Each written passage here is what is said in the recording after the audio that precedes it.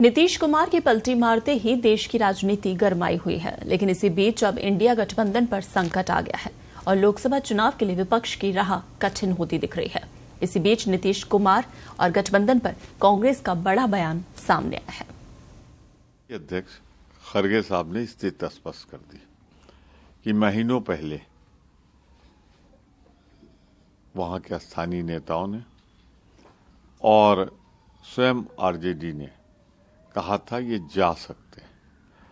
वो उन बैठकों में भी नहीं आ रहे थे जहां सीटों का बंटवारा था। तो मैं तो इतना कहूंगा, अच्छा हुआ अभी चले गए। अगर सीटें लेकर और उसके बाद चुनाव के बाद जब हम सरकार बना रहे होते, उस समय थोड़े बहुत एमपी होते तो वो उधर चले जाते। तो अच्छा हुआ, अब हमारे सामने खुला मैदान है, स्थिति स्पष्ट है। हम उन सारी सीटों पर लड़ेंगे, मजबूती के साथ लड़ेंगे और इंडिया गठबंधन सरकार बनाएगा। ये कोई कारण नहीं है। अभी तक नीतीश बाबू ने ये नहीं बताया कि उन्होंने इस गठबंधन को बनाया क्यों था और गठबंधन तोड़ा क्यों। ये तो बताना सिर्फ उनका काम है।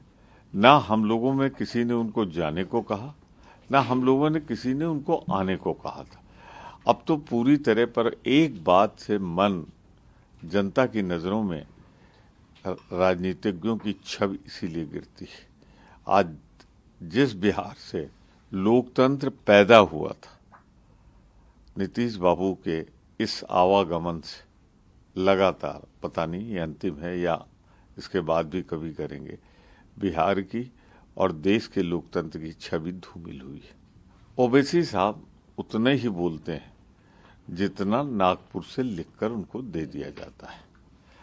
आप मुझे एक बात का ओवैसी साहब पहले जवाब देते, क्या कभी आपने पड़े वोटों का गणना की है जो पिछले चुनाव में, अगर आपने बीजेपी की मदद न की होती, वोटों का बंटवारा न किया होता, तो लगभग 24 सीटें आरजेडी और कांग्रेस के गठबंधन को और मिलती।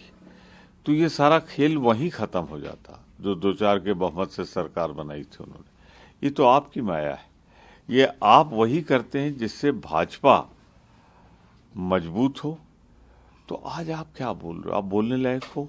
यही आपने महाराष्ट्र में किया, 22 सीटें हराई। तो आपका काम तो सिर्फ वोटों का बंटवारा है, पर आपको आपके घर में पहचान लिया गया। तेलंगाना में आप वोट नहीं बांट पाए, अब हिंदुस्तान में भी वोट नहीं बांट पाओगे। चेहरे से नकाब उतर चुका है ओवैसी जी।